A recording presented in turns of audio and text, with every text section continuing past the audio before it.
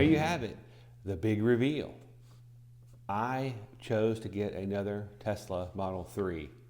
I thought it'd be worth covering the decision making process. First and foremost, this is absolutely not a political decision.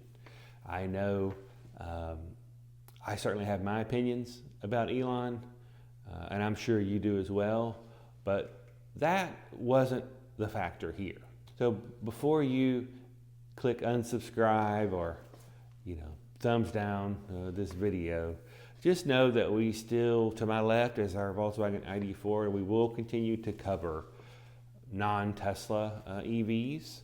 And I know I am certainly interested in that, but I couldn't pass up this opportunity and this deal to get another much improved Model 3.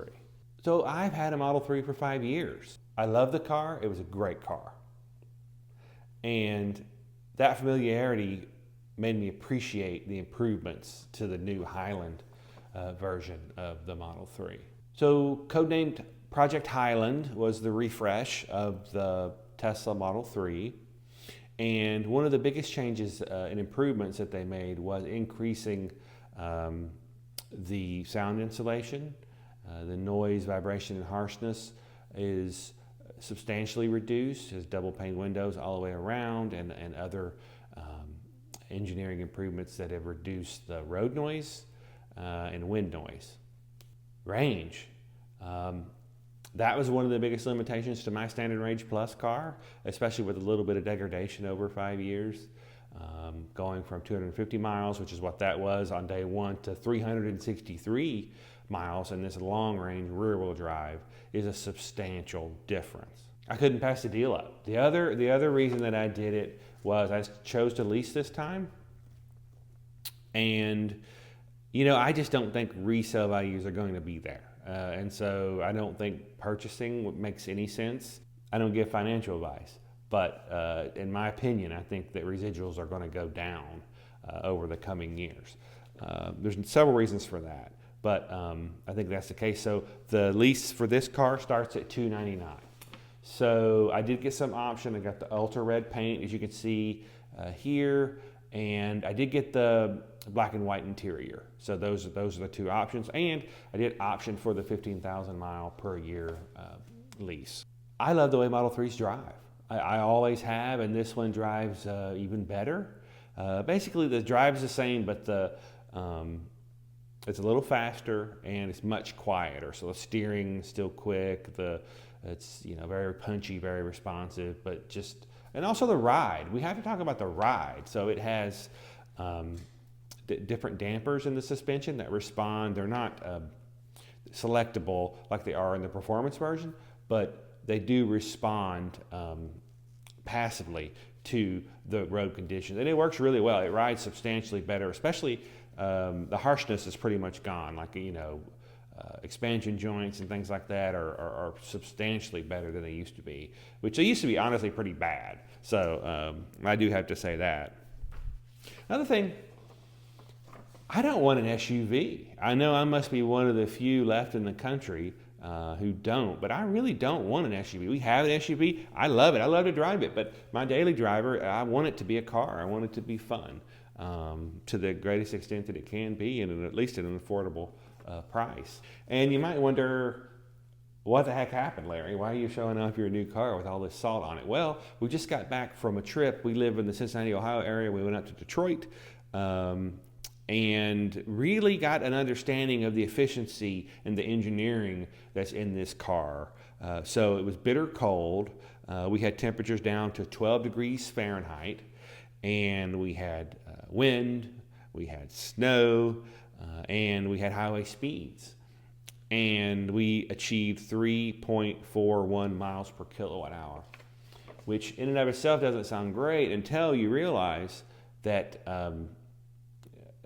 I'm not sure that there is another vehicle that could have done as well as that, given all of those, literal headwinds, right? But the temperature, the cold, the wind, the snow. I mean, it was like literally a perfect storm of how to try the efficiency of any car to be honest. And this, I think 3.41 is amazing on the whole.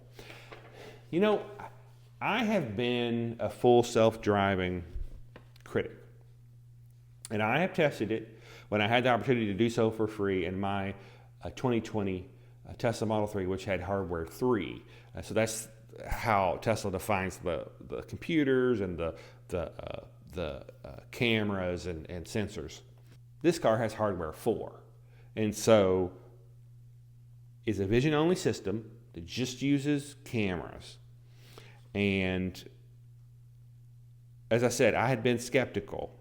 Well, in this trip, I got as a new car, you get a 30-day free trial of FSD. I did not buy it with the car, and it's completely hands-free, and it's literally amazing on the highway. Totally blew me away.